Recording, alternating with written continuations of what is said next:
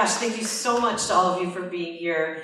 We are so excited to finally be able to share this music with you all. We're just grateful to the Tarlton and to the Widener downtown for giving us such a beautiful venue to do this.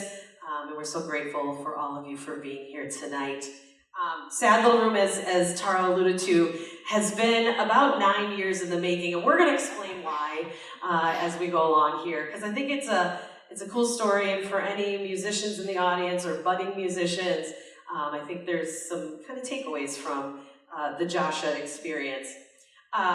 So we're going to do this kind of, behind the music style, and tell a few stories about the music, about the songs, about how we came to this point here tonight. Now, those of you who know us and know me in particular, you know I like to talk. And I like to tell stories. And Josh, not so much, right? You know that too. So for both of our sakes, we actually have prepared a script so that we can both get through this and we can all get out of here before dawn. So that's our promise.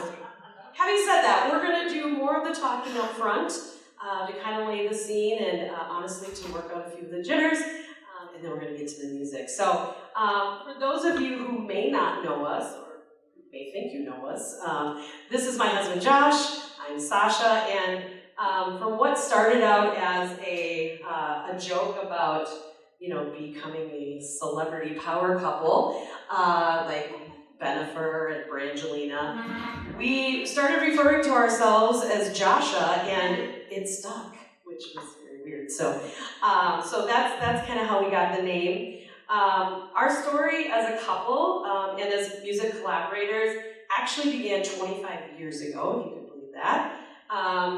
Let's say, picture it, karaoke, Y2K. The Bar West, and I was there doing karaoke as I usually did on those Tuesday nights, and Josh walked in and kind of instantly became part of our karaoke crew. And we hung out a few times only because soon after Josh moved out of the area to go to school, and our lives kind of went their separate ways. Before that though, Josh had shared with me some of his original music that he had been working on at that time. And I was intrigued. I thought, there's some good stuff here. And then 10 years ago, almost to this day, like it'll be 10 years on Thursday, we were reconnected through a mutual friend and kind of picked up where we left off, especially talking about music and what we had kind of been doing independently all those years that we were apart. And then last month we celebrated 5 years of marriage. So life is funny that way. If you want to get married, just go to karaoke and then wait 25 years. See what happens. Our album and our relationship as well could have been named The Long and Winding Road, but there was some like obscure British pop band that already had that name. So this 6-track EP, it did take us 9 years, and here's why. First of all, as I mentioned, we kind of were reconnected and started working on a relationship that was initially based on music. And I think people have this romantic notion that making music with your love is like so awesome. And in fact, it's quite scary. It's very vulnerable. It takes a lot of patience and compromise and trust and, kind of like a relationship. And so as much as we were excited to get stuff out there musically, we kind of soon realized that it needed to be right and we needed to honor the process, and we weren't going to do anything at the expense of our relationship. So we took our time with both. Secondly, part of our daydreaming in those early days was, let's build a studio. Let's have our own space where we can create music anytime we want, and hopefully for as long as we want. And if there are any studio venturers out there, you know that that's just a vicious cycle of like, when you can afford new gear, you get new gear, and then you're like, well, we should really re-record that now because like we have this cool new processor, we have this new microphone, or we have another new guitar. Right, Josh? But it took time to build those things up and to be able to afford to do that. Thirdly, we figured out pretty quick, part of our early dating was going out and listening to live music. And we realized that we were going to have to stop being bystanders and actually start playing out together. And through those early days of listening to other musicians, getting to know them, kind of sharing our vision of where we thought we were headed, many of them were like, get your butts up on the stage and start showing people what you've got. And so, big thank you to, and you know who you are in this room, the folks that gave us those little nudges to get up on the stage, to start playing, even covers. Eventually we started sharing some of our original stuff. And so we're really grateful for those folks who encouraged us along the way. And then finally, we both had full-time careers. I have a son who at that time was just starting school. Now he's just starting high school. And then 7 years ago, I started singing with this little band called Brass Differential, and that kind of threw me for a loop.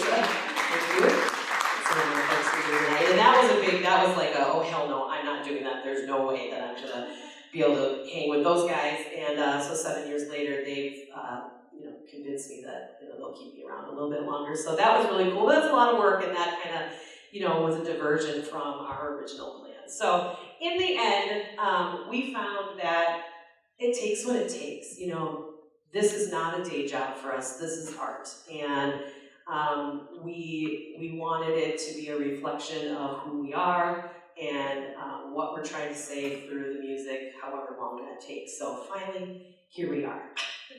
That feels really good. Thank you. Thank you.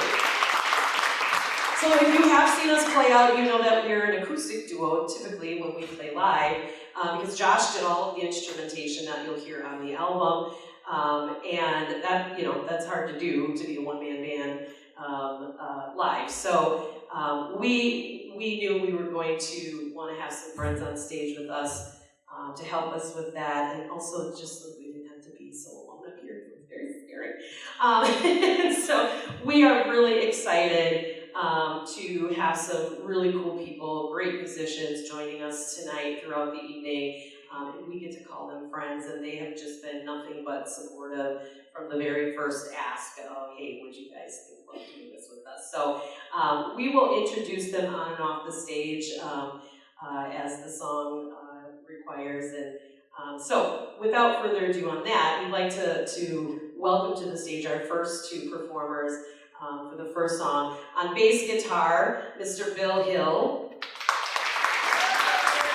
And how funny is it that I know two Bill Hills that are musicians, so whenever I'm with one or the other, I'm like, oh, you're the other Bill Hill.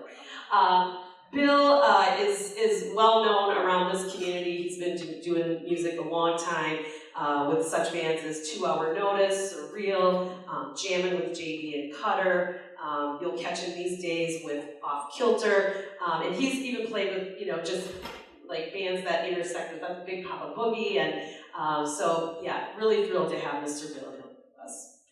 And then on drums we have Mr. Gary Van.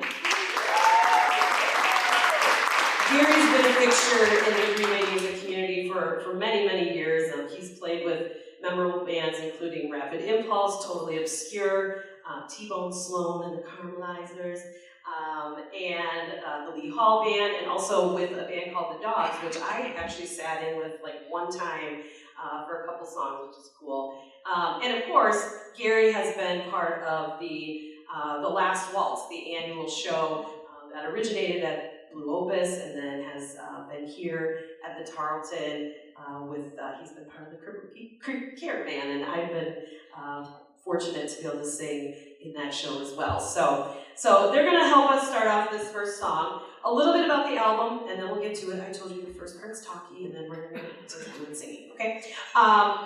The songs on the album are actually arranged to tell a story, and it's really the story of a relationship, kind of the arc of that relationship, of sort of a wistful remembrance of something that used to be, and hoping it could be again, and then sort of in the end realizing why that didn't work in the first place. It's not our story necessarily, but I think that for many of us, in some shape or form, have lived that experience. So the album opens up with the title track, Sad Little Room. If you want to know how we got that name, just meet us at the bar after, that's another story. But and it really is about sort of romanticizing this lost love, and only sort of thinking about all the stuff that was cool about it, and maybe not about why it didn't work in the first place. So without further ado, this is Sad Little Room.